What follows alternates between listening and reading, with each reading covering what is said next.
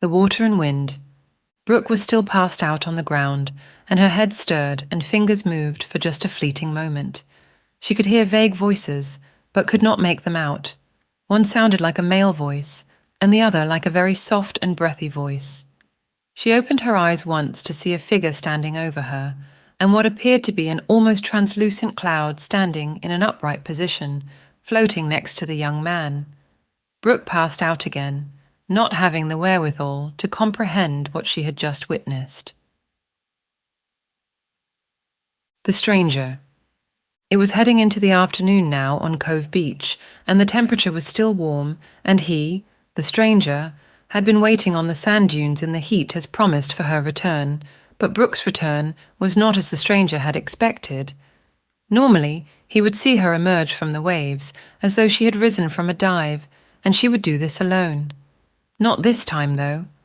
This time, she had appeared on the sand, apparently out of known being carried by a man who himself appeared to have come through some kind of invisible doorway, and who was now standing on thin air, and this man took steps downward from what seemed to be the steps from an invisible platform, and when his feet were on the sand, he kneeled and laid an unconscious Brooke on the sandy beach, and stared down at her for a moment before returning from whence he came without looking back.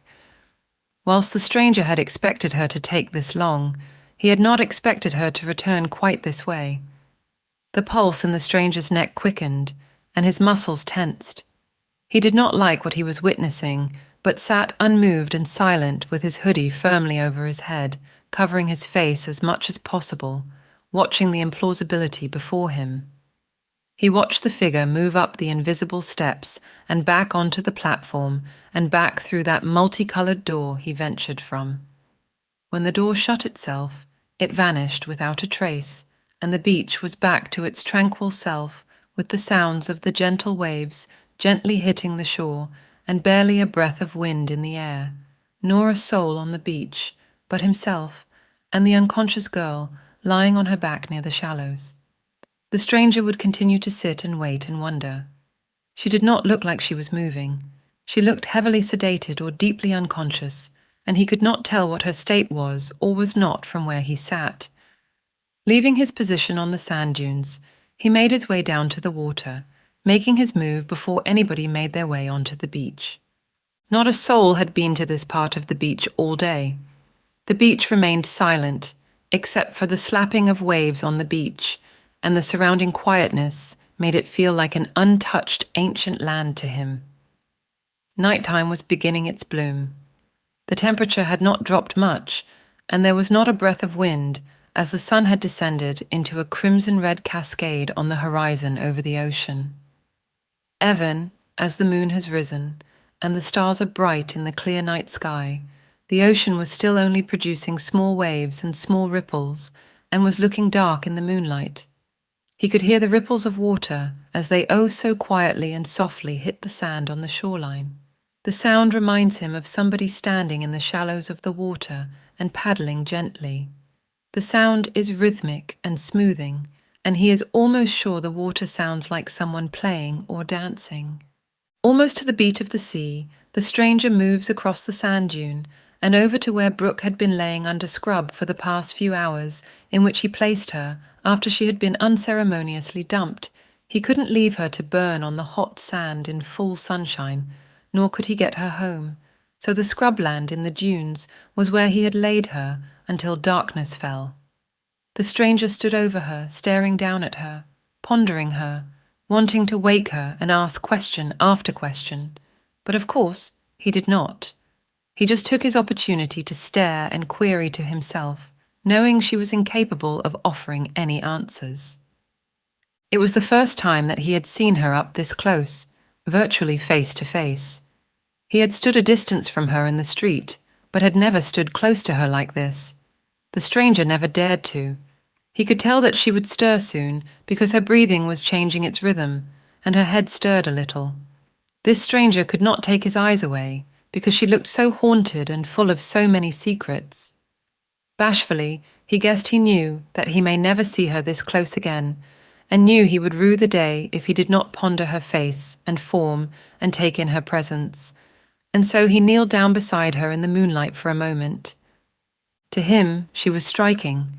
Her lips were not full, but a little plump, but were beginning to look cracked and withered from dehydration and the roux of the sun, and they were pursed, almost tight, like she was tense or stressed.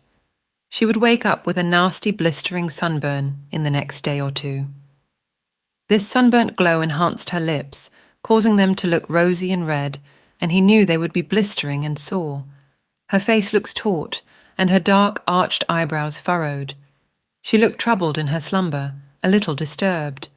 The tanned skin on her face was blushed from the sun and looked weather-worn, especially for her age, as was the skin on her hands. That normally lovely hair sat in a matted mess sprayed out about her. Besides those large, bright, lucid eyes of hers, her hair was one feature that stirred him. It still now did, even as it was before him, a knotted and matted mess and splayed through the sand. He loved that the sun had bleached it all kinds of blonde, some strands a little yellowish, and some strands were so white like the snow, and yet others the colour of sand. He had heard her once refer to it as being like straw, but he could not see it. It looked like a waterfall to him, and he had so badly wanted to feel its softness in his fingers and on his cheek and chest, but he didn't move to touch her, only stare. She moaned a little, and her head stirred a little again. He also remembered the first time he had heard her voice, and it stopped him. It wasn't just the accent, it was the soft and breathy raspiness of it, so cool to his ears. The kind of voice you desire to hear a whisper and feel its breath in your ear in the dead of night. He looked at her, deciding that it was time to pick her up again. She was certainly smaller than she appeared, almost doll-like to his eye, and especially compared to his own frame. One of her arms lay over her torso, and the other lay bent out to her side with her palm upward. She had a few veins in her hands. He could see her small chest heaving ever so slightly. She was still breathing. Her stomach was lying flat, and her hips were turned a little, and her legs were bent together, one knee on top of the other, just as he had left her when he picked her up from the shoreline. He could make out the shape of her hips and the curve of her bottom in the moonlight. The stranger was settled in her presence, and he was calmed. She brought peace to him, even in this tormented, unconscious state. The peace was not short-lived, but it was certainly tempered because he had no idea what had left her in such a wretched condition. This was something really did not like it at all. He didn't like that he didn't know where she went when she dived into the ocean. He didn't like or understand how she had returned this day, and he didn't like that portal that she came back through, and he certainly didn't like that he had carried her, and the stranger definitely hated that she had been laid in some partly comatose state and with no idea what put her into that condition. Her chest was moving in very small breaths, and he could see she was stirring, so he moved quickly and stooped down to pick her up, and he carried her. She was so incredibly light. Her body was so small, and so very thin, too. She wore a thin layer of muscle, most likely due to the surfing and swimming that she did, but barely any flesh. She felt so bony. One thing that he would do if it were up to him would be to feed her. He continued to stare at her face as her head laid in the crook of his arm, and as he walked her over the dunes and along the concrete path back to her house. He was sure that his heart, which was beating out of his chest, would wake her up with its thumping. Even though all he could smell was the odour of salt and seawater over her, he breathed in the scent of her hair and leaned to catch the scent of her low, soft breath. This to smelt of the sea. He thought that he picked up the scent of pine or birch or even sulphur, but he could not be sure because there were no birch trees around here or any fires today. This stranger wondered what he would do if she had opened her eyes and looked at him with those dulcet green eyes of hers. Yes, he did know he would panic. She made another small sound. He quickened up his pace but continued to gaze upon her, only looking up in brief increments so as not to trip or bang into or over anything. He did not want to stop looking at her, so he did not. Once at her house, he entered her front gate and made his way down the side of the house. He placed her on the ground gently and quietly. The stranger knew that Brooke had never locked her bedroom window, and it was always jimmied open a little bit. He had observed this enough over the time he knew her to know that when she opened her window, it did not draw attention to anybody else in her house. Once the window was opened, he lifted her off the ground and stood on a rock that was under her window. He also knew that Brooke needed this rock to climb through her window because she was not a particularly tall person anyhow. This rock assisted him with her today. This rock would be enough height to leverage himself up enough to pass her through the window and onto the bed, which was positioned under the window.